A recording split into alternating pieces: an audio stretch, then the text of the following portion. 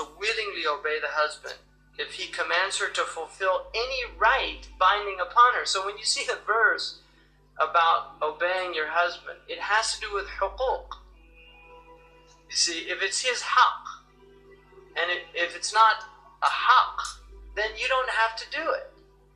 So it's important to understand that once you know what your rights are, then you know what the limits of your, because he has to be obedient in fulfilling his rights to you as well. And that's the important thing to know. It doesn't mean, there's this idea that a lot of Muslims have that she's just supposed to do whatever he says and be this slavish, obedient servant in the house. It's not true. She can refuse things that she doesn't have to do. She has every right to refuse to cook for his guests.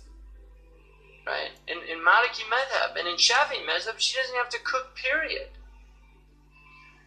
Right? So, and she can say, go cook for yourself. I'm not encouraging that, because there's a hadith, man khabbaba imra'atan ala zawjiha, falaysa minni.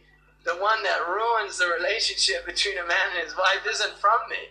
So I don't want to encourage any, but I want people to realize that, that we have to honor the women and their rights, right? So the point is that when Allah says obedience, He's talking about the huquq. That's where the obedience is. So if you know what the rights are, then that's why if He says we're moving to this house, and it's within those four,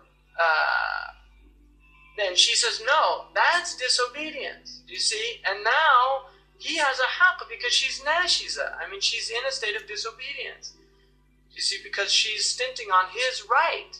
So it's important to know when this works and when it doesn't work. But it doesn't mean that she's just in submission to this man. No.